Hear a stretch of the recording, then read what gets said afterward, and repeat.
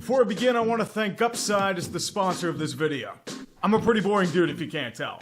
I sit on a computer for most of the day, I go to the grocery store to get food, I get my gains in at the gym, and I fill up my car with gas. Sometimes I'm bold and I go out to eat. I know I definitely look like it, right? So what if I were to tell you that Upside could earn you cash back on most of these things? And I was pretty skeptical myself. Okay, what's the catch? Upside allows you to get this stuff for free and there's no catchback? And to my honest surprise, that's exactly what it says on the bin. Simple as that. No loopholes, no hurdles, nothing like that. So for me personally, I'm down to less than a quarter of a tank. I need gas soon. And now I see that the local get-go around here has a discount on gas. So you know what I'm doing? I'm running over there. I'm gonna get me some gas. I'm gonna claim it on the Upside app, and boom! I earned some extra cash back. You know how much stuff costs these days? Look, if I can get a few extra bucks back, you know I'm gonna do it. And you can too. Use the code UTREE on the app to get an extra 25 cents off per gallon. And I already put my own code in here, so when I leave to get gas right about now, I am going to fill up to my heart's content. There are people on Upside making up to 300 bucks a month. And you can put that money in a bank account or splurge on gift cards. You hear that, buddy? There's over $1 million being earned by Upside users every month. And trust me, I know this is way too much of this ugly mug to be on camera at one given time. I'm gonna spare you and get you right to the video. I'm off to get some gas. What years do you think of when it comes to bad quarterback classes? 2007's a great choice. Jamarcus Russell and his blank tape of an ability to give a shit, Brady Quinn in the Factory of Sadness. What's the best QB drafted, Trent Edwards? Eesh. You might say 2013, another good option. E.J. Manuel was the top selection. E.J. Manuel. If it weren't for Geno Smith's Rich Gannon arc, this would be the worst of all time. But to me, I want you to consider 2021's class for this dubious honor. Not for performance reasons, but for how underwhelming it's been. Especially considering the hype going into the draft. The tantalizing upside offered by each of the top 5 QB options and more. Some mocks had 6 QBs going day one. Potentially franchise-changing options everywhere you look. If 2020's class was very strong, 2021 was supposed to be even better. Even for the pandemic that altered playing conditions, they were looked at as replacing the old guard fading away to retirement. Reality didn't work out as planned. It's been a colossal dud. Nobody's reached expectations. More than a few haven't come close. And the only way to figure out why is to start at the top. Oh, shit! The generational golden boy. A cannon arm, androgynous looks, elite field vision, and dominance at a college powerhouse. He was the dream quarterback. Bred for greatness and hyped since his high school days as a blue chipper. The best prospect behind center since Andrew Luck. Hopefully his career would have more luck than the former's did. The NFL waited for this day for years. Roger Goodell stepping up to the podium to announce him as the first overall pick. Jacksonville was the lucky recipient of this new hope. Things had gone to shit for the Jags. The age of Saxonville had long been over and they were undergoing a very, very deep rebuild. Even in the executive branch. Trent Baalke leading the charge, though? Did you see how badly he butchered the Niners? Doesn't matter, though, you can't fuck up a talent like Lawrence so easily. Didn't stop Duvall from trying. His rookie year was a complete wash. I think everyone watching knows why. You'd have been better off having a blocking sled as the head coach. It wasn't just Lawrence that struggled in 2021, every single player on that team did. Washing that horrible stench off, Trevor has developed into a starting caliber quarterback. Has he reached anything resembling the level of his hype coming out of college? Right now, no. There are flashes of that legendary form that was hyped, but nothing consistent enough to declare him as such. It's a tease. Look at what he did at the end of 2022. Flourishing under an actual head coach with an actual offensive system. Turning back the clock to his days at Clemson. Leading the Jags to win after win after win. Even an impeccable comeback against the franchise that got forgot in the playoffs. We all expected great things from Lawrence in 2023. We anticipated him entering an elite conversation. It wasn't. Turns out as we were wowed by him, we missed one major bug.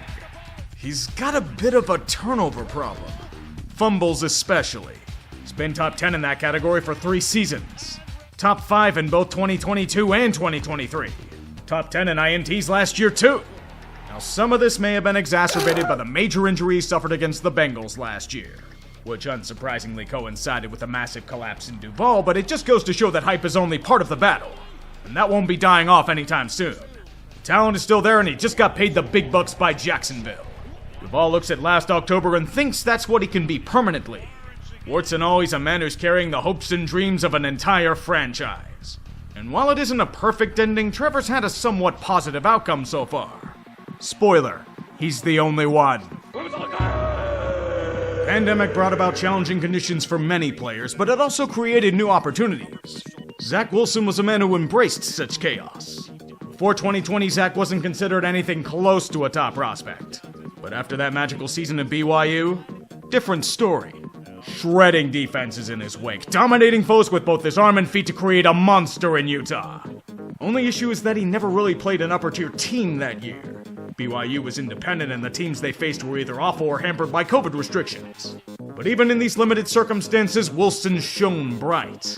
And then came BYU's Pro Day. Did you see those throws he made? Holy fucking shit. It was boom or bust, but the upside was immense. Even if the Jets had fucked up their tank by beating the Rams when it didn't matter, the consolation prize was special enough. They loved Zach Wilson. A savior after years of failed QB projects and veteran signings alike. Think of it like Mark Sanchez's tenure, but without any of the promising rookie stuff. In fact, scratch that, it was a total train wreck. His rookie year was one to forget, but the Jets in general were. New coach, new systems, new everything. If he could channel his talents like he channels his love for veterans of the opposite sex, he'll be fine. I think it's safe to say that didn't happen. In 2022, he was trash. Sadly, he wasn't facing the cupcake schedule that was BYU in 2020. He gets to face NFL defenses. And it was awful. They weren't winning his starts, but that wasn't because of him. It was because of the defense. And even they couldn't save him against New England. Absolutely abysmal. Made even worse by actively denying any fault in his performance. Like, dude, the reporter's throwing you a softball question. Just fucking take it! Benched for Mike White, who showed more ability in this offense than he did. Thrust back in after White was taken from us, and continued to suck until he was thankfully benched again. When you're replaced by Chris Streveler, it's over. Wilson became a colossal liability, and with Aaron Rodgers coming in, he'd be thrust into backup duty. For 4 plays. So Zach, you gonna prove everyone wrong and recover your lost reputation? Wilson showed more maturity and poise, but the ability wasn't there. His O-line was garbage, but nobody cared. When the owner's complaining about backup QB play, your career's just been buried. He got shipped off with a few used pantyhose garments to Denver to torment us all a mile above sea level. Will he get another shot with the Broncos? Maybe, but I don't know if it'll be any good. Oh no, there's a man down. San Francisco was close. They had almost everything they needed to finally eclipse the demon and secure another Super Bowl. But a hunger pained Kyle Shanahan. He needed his Pygmalion arc to sculpt a franchise quarterback out of raw clay. His magnum opus is an offensive mastermind. A man who could erase the horrible curse of his coaching tenure. Jimmy Garoppolo was a decent option, but he was never going to lift them to the upper crust of the football pantheon. They needed fresh blood, cost be damned. To trade up to the 3rd overall pick, the Niners surrendered 3 first-round picks and more. Some thought that Mac Jones was going to be their guy, but it was someone else. A dual-threat option from the football factory of North Dakota State. Trey Lance was only a 1-year starter, but what a year it was. Skyrocketing from unknown to a COVID darling. The man with the highest ceiling of anyone in the draft. He also had the lowest floor. I'd say he's come a lot closer to the latter. The Niners started him lightly in his rookie year, starting a couple of games, but not doing anything too crazy. More of a sit-and-learn campaign where we couldn't see much. Year 2 was expected to be the breakout. Did the starter roll out of the gate over Jimmy G, the first foray in absolute misery thanks to rainy Chicago. The next game, it continued to rain down with severe injury. Once the aircast went on, any chance was lost. Sometimes I wonder if Trey Lance was just a mythological being, a figment of our imagination that we repressed due to the horrible drama it inflicted. Makes it a lot easier to swallow the draft picks given up to Miami. Thing is, Lance's undoing in San Fran wasn't self-inflicted. It was thanks to a guy named Mr. Irrelevant. A little-known third stringer named Brock Purdy came in and became the answer at QB that Shanahan had been longing for. Do you remember what happened to Drew Bledsoe after Tom Brady stormed into the picture? Same thing happened to Lance. The only difference is that Bledsoe had proven NFL pedigree. Trey didn't. Considering how many reports were coming out of camp that Lance apparently had no idea how to throw a football, his time was running short here. Even if he never really had a shot, Lance shipped off to Dallas for a mere pittance of what they invested. Currently sits as an understudy to Dak and Cooper Rush. Will he ever get a chance to show his stuff at the top level? I don't know. The NFL's a lot like Leonardo DiCaprio. At hottest thing known to man until you hit 25. Trey's 24. Time's running out for him. It might potentially be lanced in the hearts. There's been a lot of hype for Fields since his days as a Bulldog. Many pundits had him as the second best QB in this draft. Scouts and execs dreamed of a time where Justin would dominate as a dual threat in a high-powered offense. There were concerns on my end, mainly after his game against Northwestern, but under the right training, reading defenses can be fixed. He'll counter me with his Clemson performance and tell me to shut up. His prospect stock was high for years, and it got the Bears to trade a future first once he fell down the draft. Somehow the Giants robbed them blind and still lost the trade. Tell me how that works. The problem was that he went to the absolute worst place he could have gone. Chicago. A mass grave of undeveloped projects and burned out veterans while Jay Cutler smokes a cigarette above them. But there was hope in the Windy City.